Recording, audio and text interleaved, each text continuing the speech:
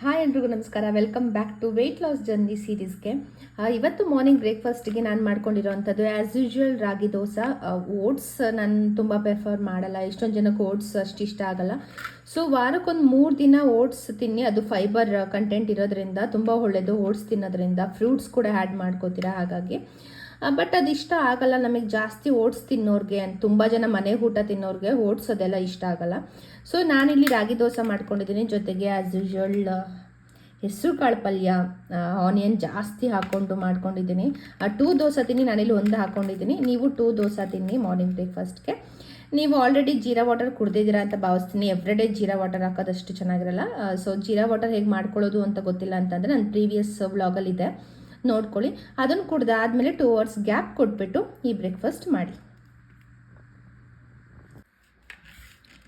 Guys, ನಾನಿಲ್ಲಿ afternoon ಲಂಚ್ಗೆ vegetable salad ತೊಗೊಂಡಿದ್ದೀನಿ. Cucumber and carrot ತೊಗೊಂಡಿದ್ದೀನಿ, ಸೌತೆಕಾಯಿ, ಎಳೆ ಸೌತೆಕಾಯಿ ತೊಗೊಂಡಿದ್ದೀನಿ.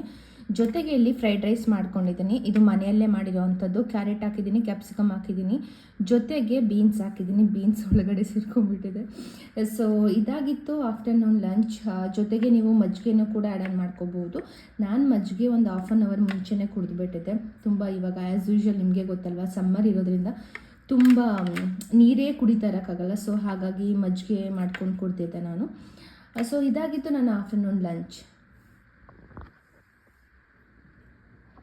ನಾನಿಲ್ಲಿ ನೈಟ್ ಡಿನ್ನರ್ಗೆ ಚಿತ್ರಾನ್ನ ಜೊತೆಗೆ ಹೆಸರು ಕಾಳು ಪಲ್ಯನ ತಿಂತಾಯಿದ್ದೀನಿ. ಹೆಸರು ಕಾಳು ಪಲ್ಯ ನಾನು ಮಾರ್ನಿಂಗೇ ಮಾಡ್ಕೊಂಡಿದ್ದೆ ಇದ್ದಿದ್ದ ಕಾರಣ ನಾನು ಅದನ್ನೇ ಆ್ಯಡ್ ಆನ್ ಮಾಡ್ಕೊಂಡಿದ್ದೀನಿ. ಪ್ರೋಟೀನ್ ಸಿಗುತ್ತೆ ಅನ್ನೋ ಕಾರಣಕ್ಕೋಸ್ಕರ. ಯೂಶ್ವಲಿ ತುಂಬ ಜನ ಕೇಳ್ತಿರ್ತೀರ ನೈಟ್ ರೈಸ್ ತಿನ್ಬೋದಾ ಅಂತ. ಖಂಡಿತ ನೈಟ್ ಟೈಮ್ ರೈಸ್ ತಿನ್ಬೋದು, ಬಟ್ ಮೇಕ್ ಶ್ಯೂರ್ 6:30 ಒಳಗಡೆ ತಿಂದರೆ ಮಾತ್ರ. ಎಲ್ಲರಿಗೂ ಒಳ್ಳೆಯದಾಗಲಿ. Have A good day.